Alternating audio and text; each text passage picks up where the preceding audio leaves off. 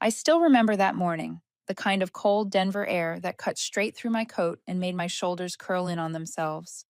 It should have been an ordinary day at Skyline Freight. I would make coffee, open the transportation forecasting dashboard, and check which shipping routes were at risk of falling behind. But instead, I found myself standing in front of the break room mirror, fixing my hair and taking a long, steadying breath. 6 years of work, 19 successful optimization projects, thousands of overtime hours, and more sleepless nights than I could count, all spent rescuing shipments from being returned.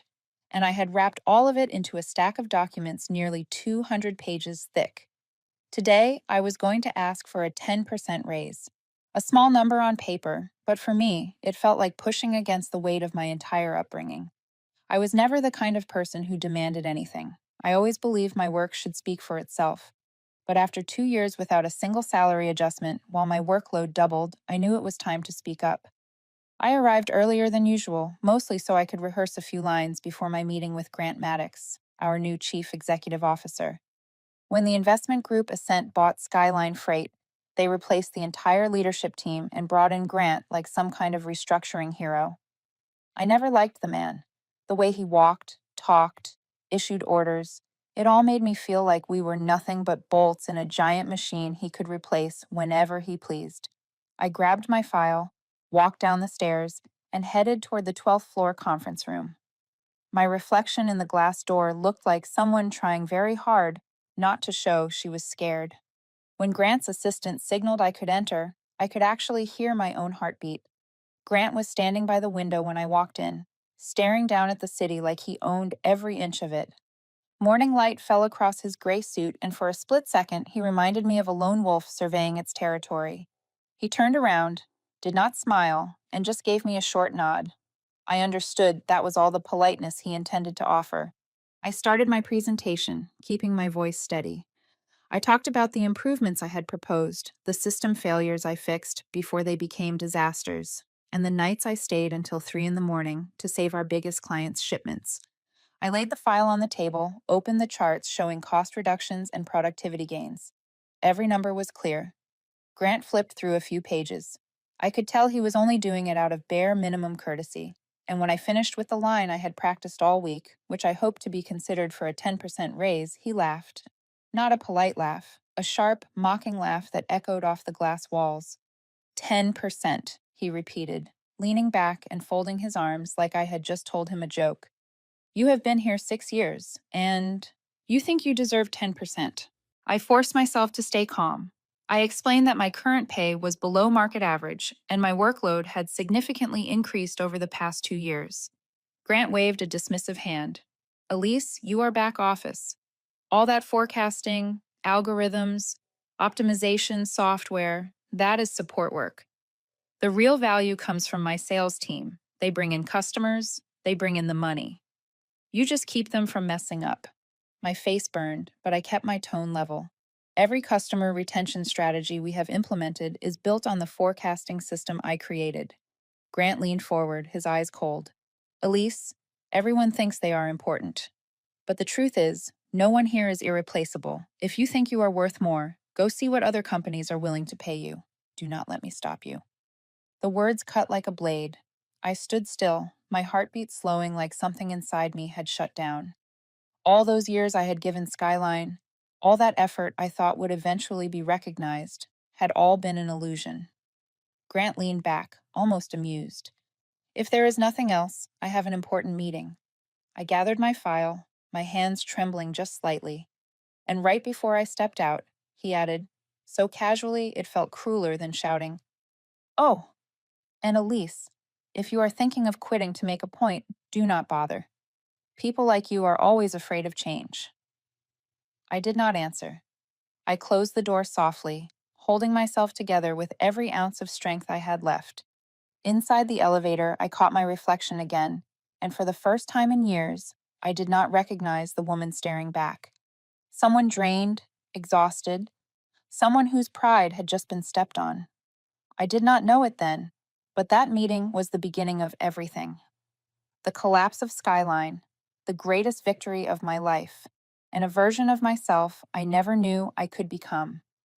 And if you are still listening, maybe you have felt it too. That moment when someone looks down on you in the very place you poured your whole heart into. Tell me where you are listening from in the comments. And if you enjoy stories about rising back smarter after being underestimated, do not forget to subscribe to the next chapters. When the elevator opened on the fifth floor, where the engineering department sat quietly under harsh white neon lights, I stepped out, feeling like someone who had just been shaken out of her own life. Everything looked painfully familiar: the scattered keyboard clicks, the printer humming in the corner, the mix of cheap coffee and old paper hanging in the air. And yet inside me, it felt as if someone had picked me up from my old world and thrown me into another version of myself. I sat down at my desk, feeling every heavy beat in my chest. I opened my laptop, but the screen in front of me was nothing but strings of meaningless numbers. I could not focus. The image of Grant laughing like I was some bargain bin joke kept slamming into my head, each echo cracking like broken glass. I had worked at Skyline Freight for 6 years. 6 years is a long time. Long enough to build a career, long enough to lose your youth, long enough to believe your effort counted for something. I remembered the nights when the system crashed, and I stayed until 3 in the morning to fix it while everyone else had gone home. I remembered the day my mother was hospitalized, and I ran between the office and the emergency room just to keep a major client from pulling out. I remembered rewriting every line of faulty logic in the old forecasting system to prevent hundreds of thousands of dollars in losses. And yet, one sentence from Grant erased all of it. Back office, replaceable. I took a long breath, opened my desk drawer, and pulled out a small black notebook. This was where I kept every idea I had never dared to share, things I developed not for Skyline, but for myself. Page after page of tight handwriting, system sketches, and new forecasting models, all written in black ink during nights when my apartment was silent except for the sound of my typing. One page was marked by a paperclip. Elinops. I had named it more than 2 years ago, when Skyline's outdated system started to collapse under its own weight. I used my personal laptop, wrote thousands of lines of experimental code. At first, it was just an attempt to speed up processing, but then it exploded into something entirely different: a deep learning-based distribution, forecasting, and optimization platform capable of cutting operating costs by 30 to 50% if fully deployed. For every algorithm, every improvement, I recorded the date, the time, the device used, and a note personal project, not within Skyline's scope.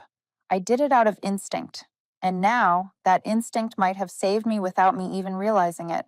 I flipped through a few more pages, reviewing the experimental modules I had run over the weekend. Most had never been implemented in the company's official system. What Skyline was using was essentially a stripped-down version I had fed into it just to keep everything from collapsing. But ElanOps was the real engine of my mind, hidden in the dark, waiting to grow big enough to step into the light. And today, when Grant laughed in my face, I knew I had just crossed that line. A light tap sounded beside me. Jenna, my closest coworker, set down a cup of hot tea on my desk. She looked at me with worry written all over her face. "Elise, are you all right?"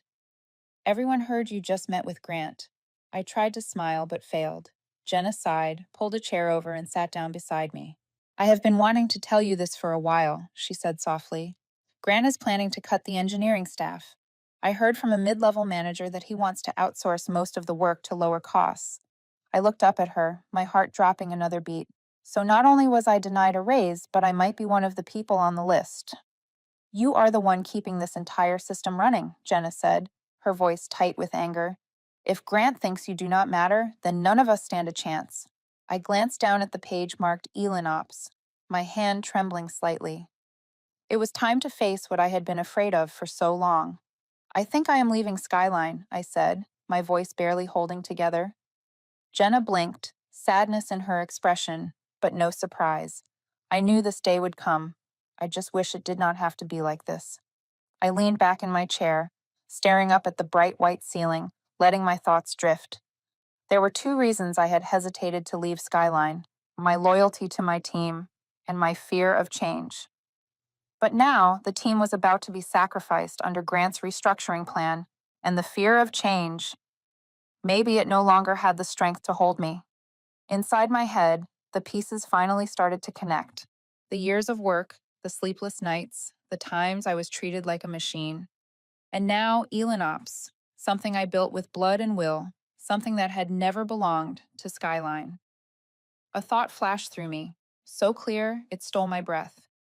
Elanops could be the key that opens a new door. I closed the notebook slowly, as if sealing off a chapter of my life. Then I stood up, took the notebook and my personal laptop in hand. When I stepped into the hallway, Jenna looked up, her eyes already understanding everything. "Where are you going?" she asked. I tightened my grip on the notebook to find out what I am truly worth. It was the first time in years I felt like I was walking for myself, not for Skyline, and it was the moment I knew everything was about to change forever. That night, when I returned to my small apartment on Capitol Hill, I sat down at the dining table that had gone cold hours ago and picked up my phone. In my contacts, there was a name I had saved for more than 1 year, but had never had the courage to call.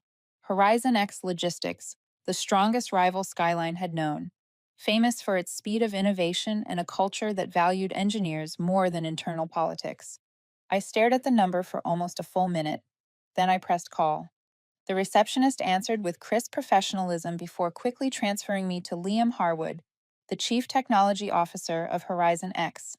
Only a few seconds later, a young, steady baritone filled the line. "Elise Carter," he said immediately, as if he had been expecting me. I stiffened. "Yes, this is me." "I have heard more about you than you think," Liam said, with a smile I could hear through the phone. Horizon X has always been curious about the person behind Skyline's sudden, unusual improvements. I fell silent. Not a single internal Skyline document had ever put my name on any accomplishment. Yet, Horizon X knew. Liam continued, "If you have time, I would like to meet you tonight. A private conversation, nothing official." Something in me pushed me to say yes. Maybe it was the hollowness left after the meeting with Grant. Maybe it was the feeling of being seen for the first time. I nodded, even though he could not see it, and we agreed to meet at a small bar on Larimer Street, a place where the lights were low and people minded their own business. When I walked in, Liam was already there, sitting in the darkest corner, his laptop closed. He looked younger than I expected, early 40s, brown hair slightly curled, a mix of calm and sharp energy in the way he carried himself. "Elise Carter." He stood and shook my hand. "Finally we meet." I sat down, loosening my scarf, my heartbeat still running too fast. "You said you know about me." Liam let out a quiet laugh. "You think Skyline suddenly increased operational performance in the past 3 years because of the new chief executive officer. I have friends in analytics. They all said the real driver was an unnamed engineer. I assumed that was you." I did not respond. He was not wrong. After a moment, I opened my notebook and slid it toward him. "This is Elanops." Liam shifted instantly into a serious posture. He straightened, opened the notebook, and read through every line. With each page, his brows drew together, not from doubt, but from astonishment. "You built this entire multi-layer forecasting system alone?" he asked. I nodded. "Using personal resources, personal equipment, nothing tied to Skyline." I nodded again, a mix of excitement and nerves tightening in my chest. Liam exhaled long. "Elise, this goes far beyond anything Skyline is using. If implemented correctly, Elanops could reshape the entire logistics market." My hands tightened together. "I know. And I also know Skyline will never give me the chance to launch it." Liam leaned on the table. "So, what do you want?" I opened my laptop and ran the Elanops simulation. Graphs, models, and forecasting curves moved smoothly across the screen. The bar outside was loud, but our corner felt unbelievably still. Liam watched every second, his eyes sharpening as the minutes passed. When the simulation ended, he closed the laptop gently. "Impressive," he said. "But I need to be sure of one thing." He gave me a real scenario, a distribution model heavily distorted due to noisy input data. He asked me to fix it right there, with only 15 minutes and my personal laptop. A test. I did not feel offended. If anything, the confidence I thought had died in me that morning rose again. I leaned over the keyboard, my fingers moving fast, the way they always did when I was saving a burning project. I isolated the signal, corrected the feature matrix, recalibrated the weight distribution, and rebuilt the entire forecasting chain in under 12 minutes. Liam stared, visibly stunned. Elise, you just did in 12 minutes what my research team has spent 2 weeks trying to finish. I sat back, breathing hard, but with a calm I had never felt inside Skyline. Liam smiled wider. I will be direct. Horizon X wants you, very much. Then he said the words that froze my entire body. 3 times your current salary. Company equity. Full authority to develop Elon Ops with your own engineering team. For a second, I thought I misheard him. He continued, and your name will be put on every project you build. No one will ever be allowed to take credit from you again. I looked down at my notebook, feeling a sting behind my eyes.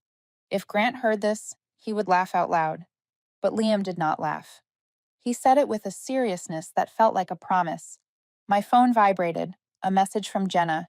Be careful, someone said Grant is asking about where you went tonight. A cold jolt ran down my spine. Grant was already suspicious, and a chief executive officer like him was capable of far more than I wanted to imagine. Liam watched my expression. Skyline is putting pressure on you. I shook my head, not directly, but I know Grant. He will not let me walk away without trouble. Liam's tone hardened. Horizon X will protect you, but you need to decide fast. We want to sign a memorandum with you within 1 week. I tightened my grip on the black notebook. I thought about 6 years of being dismissed, used, and erased from every achievement. I thought about Elon Ops and the future I could build if I dared to choose it. I looked straight into Liam's eyes. I agree in principle. Liam nodded, satisfied. Then start preparing, Elise. This decision will change your entire life. When I stepped out of the bar, the Denver night wind hit sharp and cold, but clear. I felt something ending and something beginning crossing in the space of a single breath. Tomorrow I will write my resignation letter, and this time I would walk away not out of fear, but because I finally understood how much more I was worth. The next morning, I arrived at Skyline earlier than usual, not because I wanted to work more, but because I wanted to end everything quietly. The office was still dark, with only a few rows of motion sensor lights flickering on. I opened my laptop and wrote the shortest resignation letter I could. No explanations, no blame. 6 years of work compressed into a single paragraph. I printed it, held the thin white sheet in my hand, light as a breath, but heavy as a door about to close. I walked up to the 12th floor, each step a mixture of relief and a sharp ache. The grants assistant looked surprised to see me. Elise, do you have an appointment? I shook my head. I just need to submit a document. She knocked, and Grant allowed me in. When I stepped inside, he was standing by the window, looking down at the city like all of Denver was under his command. He turned around, his expression calm. What is this about? I placed the letter in front of him. I would like to resign, effective in 2 weeks. For a brief moment, surprise flashed across his face, but it disappeared quickly. He regained his smooth, composed tone. Elise, I do not think we need to make such a sudden decision. Things may have been tense the other day, but I do appreciate your work. I did not circle around anything. I have thought it through. I am leaving Skyline. Grant's expression shifted instantly. The softness vanished, replaced by the coldness I had known too well. Elise, you understand the contract contains strict confidentiality clauses. Leaving could expose you to significant legal risks. I nodded. I know. And I have never taken any internal data outside the company. Grant gave a thin smile. Outside working hours, correct? I took the black notebook from my bag. Inside was the entire development log of Elon Ops, with dates, times, and the personal devices I used.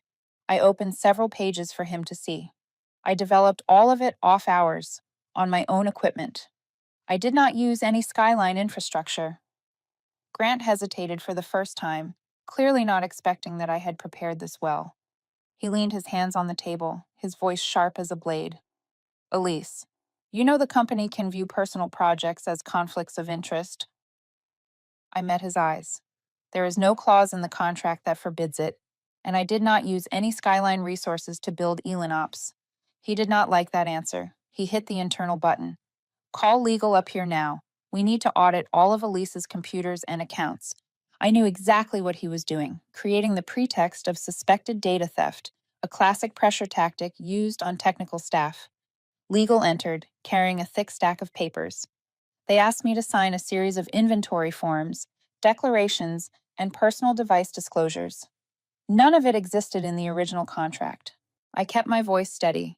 I will only sign documents that are legally required under the original agreement. Any additional papers will go to my attorney. The sentence made Grant pull back just slightly. He had not expected me to have legal support ready. He forced his tone to be firm. The company laptop still belongs to Skyline. I have the right to seize and inspect it. I nodded right away. I do not object, but the inspection must be sealed, documented, and signed by a legal. No one touches the device after I leave unless I or my attorney is present.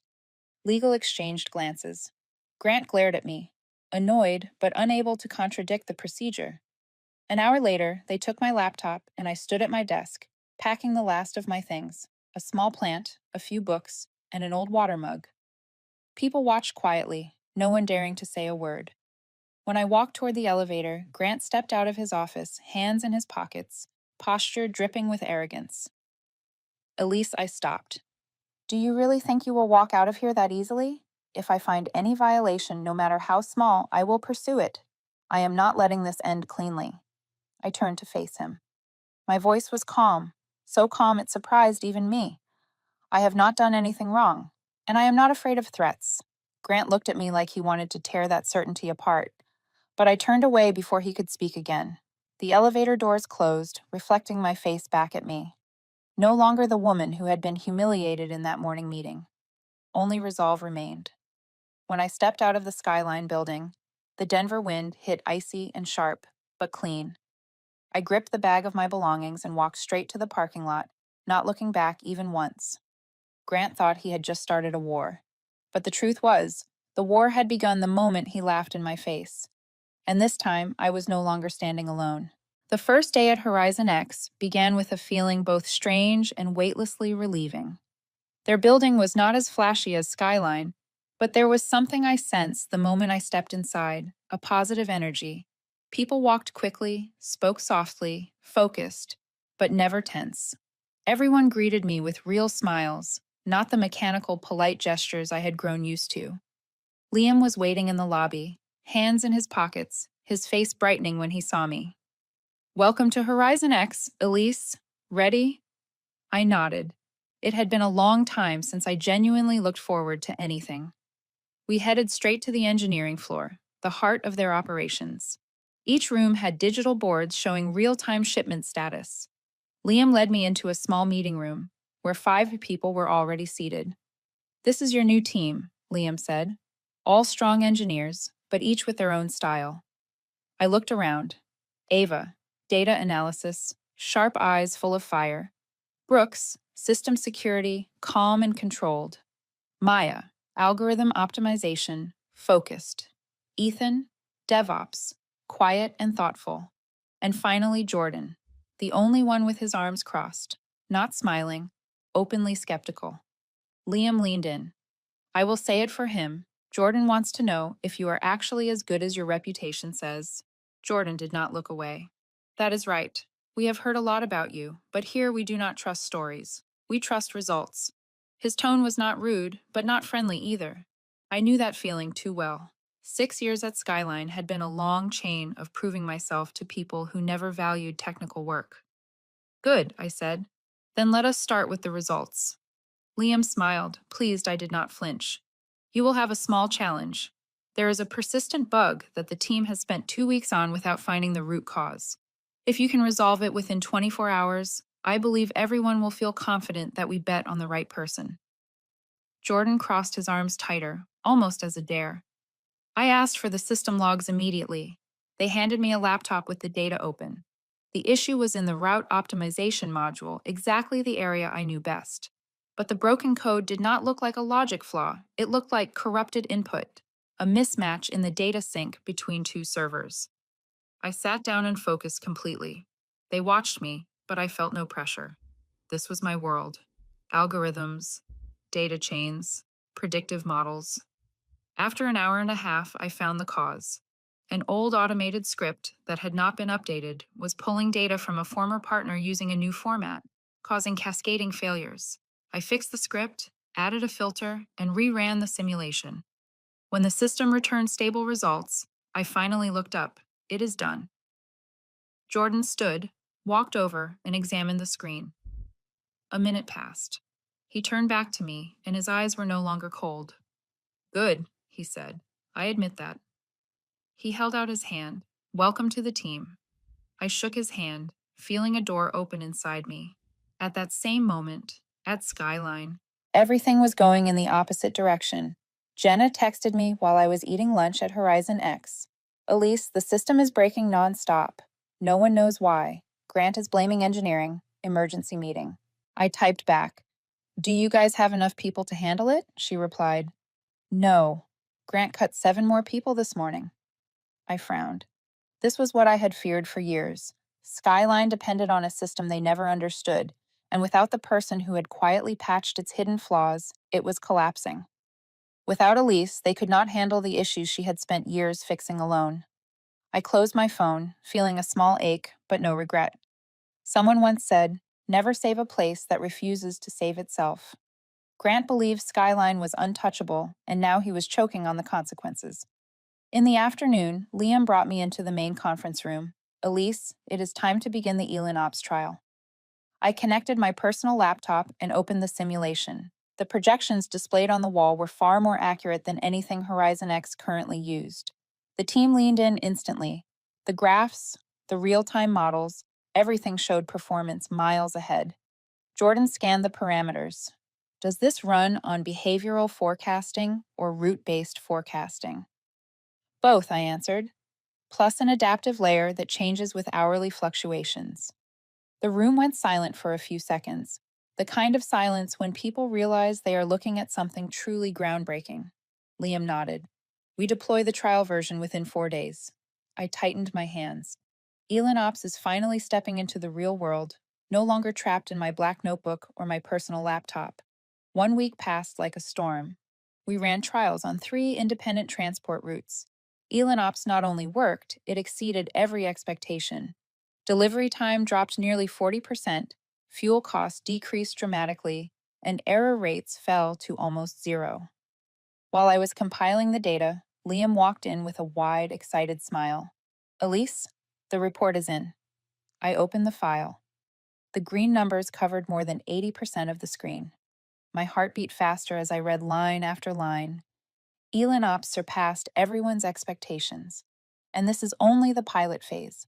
Once we scale it, Horizon X will redefine the entire logistics landscape. I leaned back in my chair, feeling like I had finally stepped out of a 6-year shadow. I looked out the glass wall. No mocking laughter, no crushing meetings, no one calling me back. I was Elise Carter, and Elin Ops was mine. The test results of Elin Ops spread through Horizon X like a fast-moving wind. Within 2 weeks, the system had been deployed across 10 major distribution routes in the company. With every updated report, I could feel the excitement rising across the engineering floor. Elin Ops reduced delivery times by more than 35%, cut fuel and labor costs almost in half, and wiped out long-standing errors that had haunted the company for years. The forecasting accuracy reached numbers Horizon X had only seen in simulated reports. Liam could barely contain his pride. Elise, I think we are standing at the moment that changes this entire industry. I did not respond immediately. A part of me still was not used to being recognized. But looking at the dashboard glowing with bright green indicators, I knew that this time my work would not be buried or claimed by someone else. While Horizon X was rising like a storm front, Skyline was slipping straight into the abyss. The first major clients left only 1 week after Elin Ops went live. Jenna told me. They lost the North Rock retail account. Grant exploded in the meeting room. 2 days later, Ridgeway Foods canceled its contract. Then came Gibraltar Supply Chain, a client that once brought in nearly 1/4 of Skyline's annual revenue. Skyline could not uphold a single commitment without the system they never understood. Grant tried to blame the engineering team, but the layoffs only made everything worse. People were forced to do triple the work, errors piled on top of errors, and customers reached their breaking point. Jenna texted me close to midnight. Elise, we cannot handle this anymore. Everything is falling apart. The old system feels like it is about to explode. I stared at my phone for a long moment. There was a time when messages like that would have sent me running back to the office to patch the system. But now all I felt was a quiet sadness. That place was no longer mine. Skyline's collapse made Grant even more desperate. He did what everyone had expected. He hired a high-security engineering team to investigate Elon Ops. Their job was to identify the system and search for any similarity, even the smallest, to Skyline's old software, hoping to sue me. Horizon X knew before I did.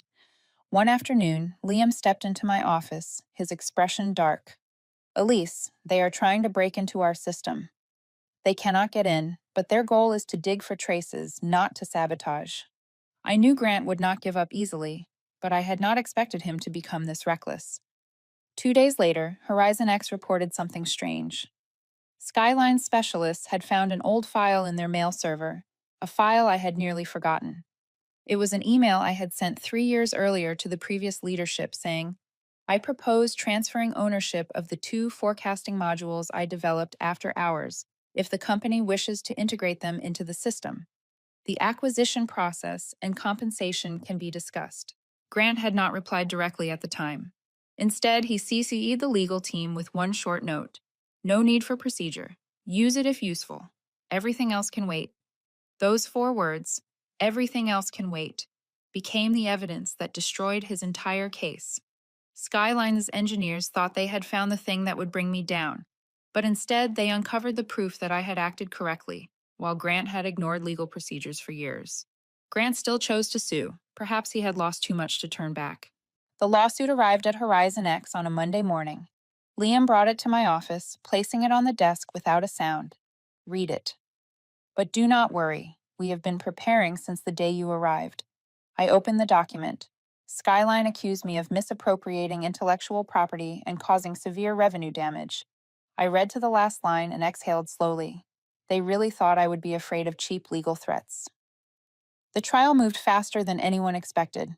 Our lawyers presented the Elon Ops development log, the full records of my personal devices, and finally, the 3-year-old email proving Skyline had refused to follow legal acquisition procedures. When the email appeared on the screen, Grant went pale. The panel needed only 10 minutes to dismiss all accusations and add that Skyline had shown a lack of seriousness in intellectual property management and attempted to use the law to intimidate a former employee. The case collapsed in the most literal sense. Grant said nothing as he left the courtroom. News outlets picked up the story instantly. One major headline read, Skyline Freight loses lawsuit against former engineer, leadership at fault. From that moment on, Skyline could barely stand. The board questioned Grant daily. More than 60% of clients were gone. The stock plummeted. Internal rumors spread. Grant might be forced out any day now. Horizon X, meanwhile, was surging forward, not just because of Elon Ops, but because people now knew me, the person who helped push the company ahead during the industry's toughest competition. My colleagues proudly talked about my system. Internal reports called me the new strategic pillar. For the first time in my life, I walked into a company and saw my own face on the opening slide of a full company meeting. Before switching to the next slide, Liam said, Elise Carter has changed the future of Horizon X. I sat still, feeling a warm current run down my spine. Not because of glory, but because, for once, I truly belonged somewhere. Elon Ops was no longer a forgotten draft buried in my old laptop. It had become a flagship product, the reason Horizon X was being called the next generation leader in logistics technology. I, once labeled a back office employee who brought no value, in Grant's words, had become the symbol of Horizon X's success. And this was only the beginning. A week after the lawsuit was dismissed, Liam sent me an independent report that the entire logistics industry was buzzing about. It was a comprehensive analysis of Skyline Freight's collapse after 6 months of crisis. The very first page made my throat tighten. The primary cause was not the loss of key personnel, but poor leadership, lack of succession planning, reckless executive decisions, and a culture of denying risk. I read every line with the sinking feeling of watching a slow motion film of the years I had lived through, ignored warnings, rejected upgrade requests, and decisions that pushed the system past its limits. The report stated clearly that Elanops was only a catalyst for comparison, not the cause of Skyline's downfall. Something twisted in my chest. I never wanted to be the reason dozens of people suffered, even if the report showed the truth was the opposite. That afternoon, as I stepped out of the building, I heard someone call from behind. Elise, I turned. A man stood in the slanted afternoon light, hair salt and pepper, shoulders slightly hunched, but the eyes were unmistakable. Wilson. I walked quickly toward him. Are you all right? He gave a tired smile. All right is a luxury, Elise, but I am surviving. I opened my mouth, but he continued. At Skyline, many people think you are the reason they were let go. Not because they hate you, but because leadership believed that if they kept you, the system would stay alive, and the rest of us could be replaced by anyone. My chest dropped a beat. I never wanted. I know, Wilson said firmly. No one blames you. People are just hurting because they worked their whole lives only to be treated like they never mattered. Grant thought you were the only star worth saving. That was the mistake that killed the company. He placed a hand on my shoulder. But the consequences are still real. A lot of people are struggling, Elise. He walked away, leaving behind a long, heavy chain of thoughts I could not shake. I had saved myself, saved the system I built, but the people I once worked beside, there was no one to save them. At Horizon X, Elanops continued to exceed every expectation. 3 major clients switched over within 1 month. The board expanded my authority and granted additional budget to grow the engineering team. Meanwhile, Horizon X HR sent me a long list of new applicants. I recognized at least 10 names from Skyline, engineers, route coordinators, shift managers, and people who had worked with me through sleepless nights. Jordan placed the stack on my desk. Most of these are from Skyline. What do you want to do? I ran my fingers over the papers, feeling something heavy settle in my chest. They were not wrong. They had simply been in the wrong place, under the wrong leadership. But could I help all of them? As Horizon X expanded rapidly, Skyline spiraled uncontrollably. Jenna told me Grant had barely shown up in the office for an entire week. The board was holding meeting after meeting to discuss replacing him. Elise, they say Grant might be gone soon, Jenna texted. I replied with a single line.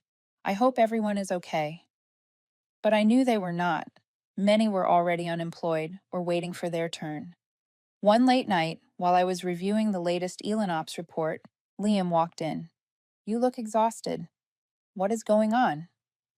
I stared out at the Denver skyline, lights bleeding into the night. Then I finally said what had been lodged in my chest for days. I feel guilty. A lot of people lost their jobs, and even though the report says it was not because of me, I still feel connected to it. Liam pulled up a chair, his voice steady. Elise, you did not destroy Skyline. Granted, you left a place that did not respect you. Horizon X. Thriving because of you is not a sin. I pressed my lips together. Logic understood. My heart did not. After a long pause, I said softly, but what if I can help the people there, not Grant, but the ones who deserve a second chance? Liam looked at me for a long moment, then nodded. If you believe there is something right you can do, then do it. You have influence here now. Propose it. His words sparked the idea that had been simmering quietly inside me for weeks. That night, I opened my laptop and began to write. Not technical documents, not system reports, but my first proposal for a support program for the displaced Skyline staff. I gave it a name. Restart Program, a second chance for those who should never have been left behind. In the proposal, I outlined 3 goals. Priority hiring for capable former Skyline employees. Reskilling, training for those who wanted to shift roles. A referral network among logistics companies across Denver. I read it once before hitting save.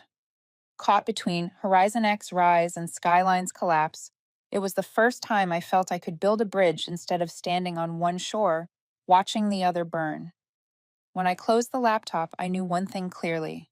I had chosen my path. I arrived at Horizon X earlier than usual that morning. Denver was overcast, a stretch of gray clouds pressing down on the sky, making the air feel heavier than it should. As I turned into the parking lot, I noticed a black luxury SUV already parked there. The tinted window caught a dull glint of light, but I still recognized the silhouette inside.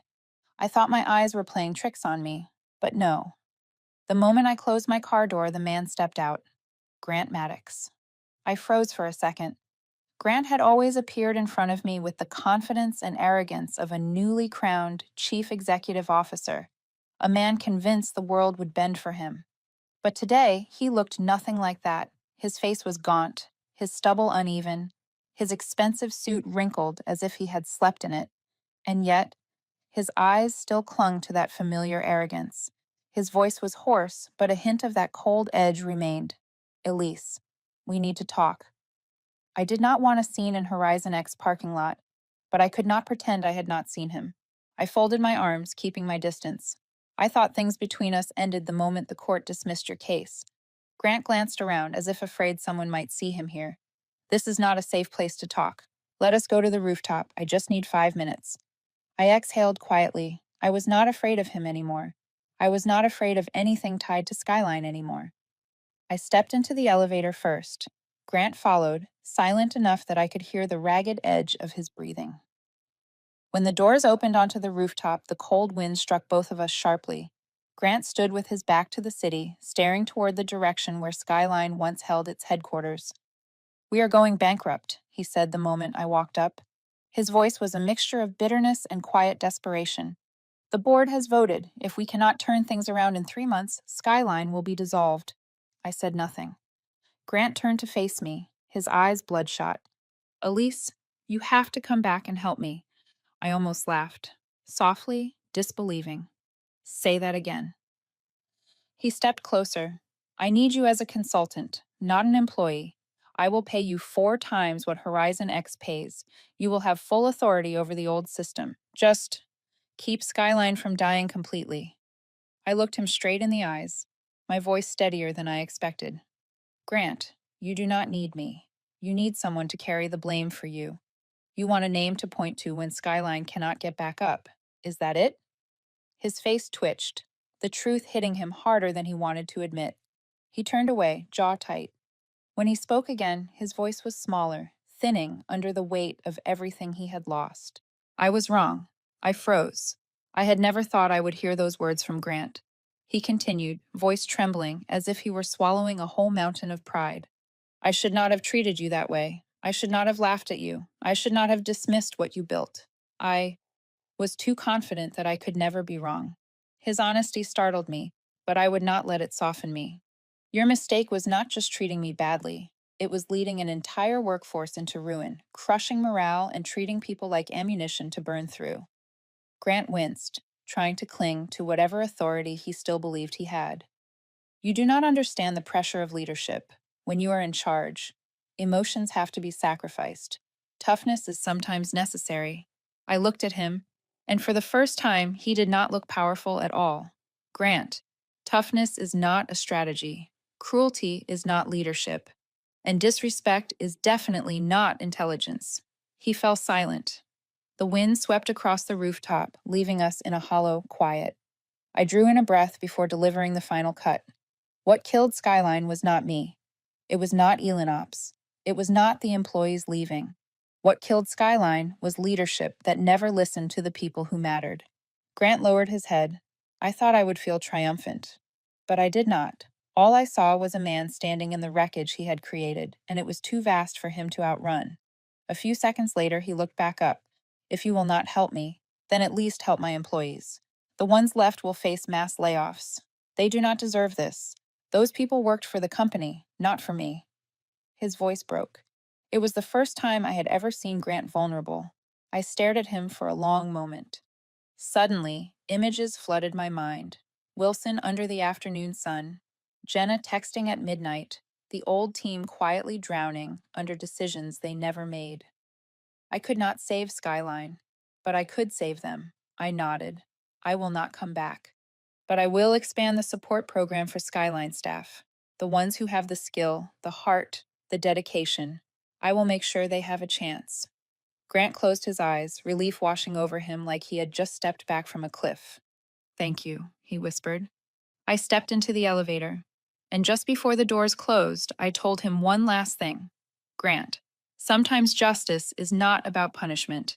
It is about finally learning the lesson you should have learned long ago.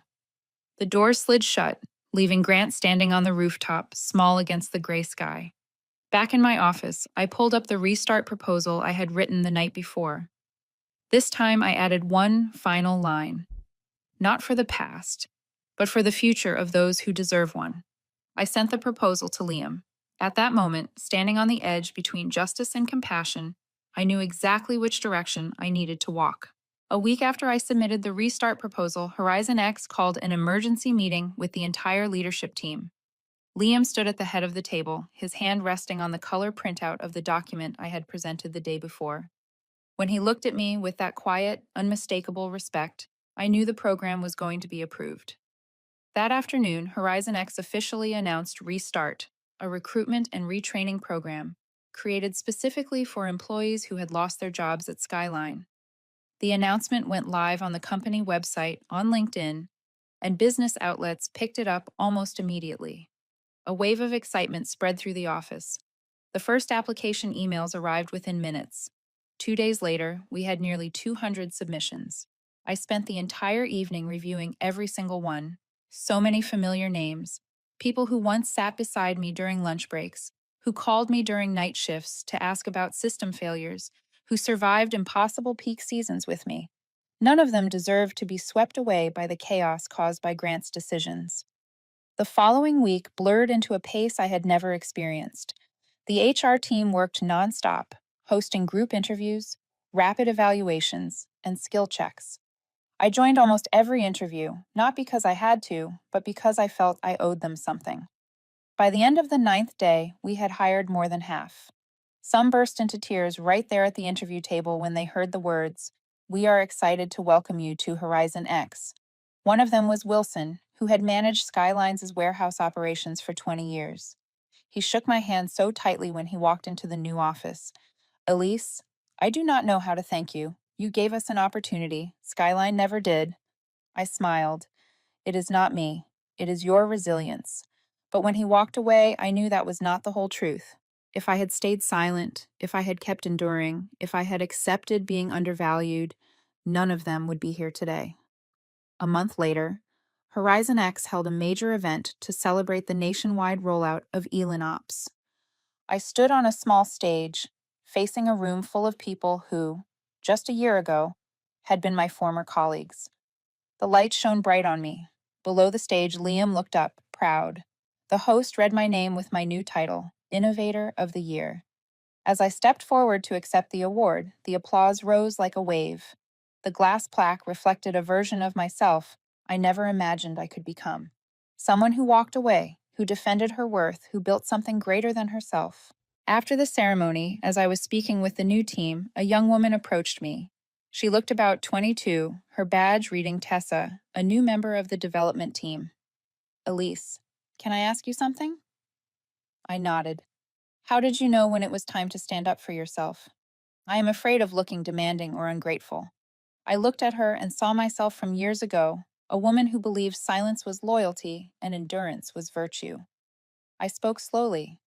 "You know it is time to stand up when you realize you are being valued less than your worth, when you constantly have to prove what should already be obvious, when fear replaces trust every time you show up to work, and especially when you feel yourself fading into a job you built with your own hands."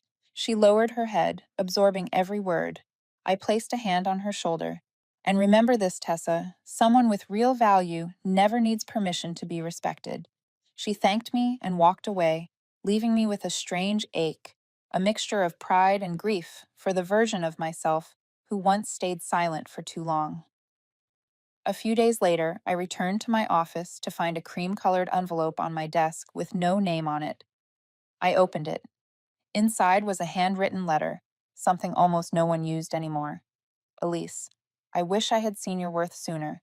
Congratulations on everything you have achieved. Grant. I read the short message several times. No bitterness, no excuses, no dramatics, just a late admission of truth. I placed the letter in my drawer, not to keep it as a memory, but to put away a chapter that had ended. I did not need to forgive or forget. I only needed to let go. That night, after everyone had left, I stepped onto the 16th floor balcony. Denver stretched out before me, glittering like an ocean of light. The night wind carried the scent of melting snow and something else, something that felt like new hope. I leaned against the railing, taking it all in. 6 years ago, I stood inside a Skyline elevator, feeling so small I thought I might disappear. 6 years of work, sacrifice, and all I got was a mocking laugh. But if I could tell that version of myself one thing, I would say this. The best decision you ever made was not leaving Skyline.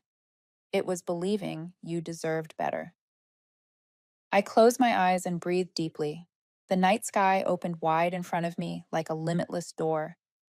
I had finally stepped out of the shadow of being underestimated and into the light I created myself. I smiled, knowing my journey was far from over. It had only just begun.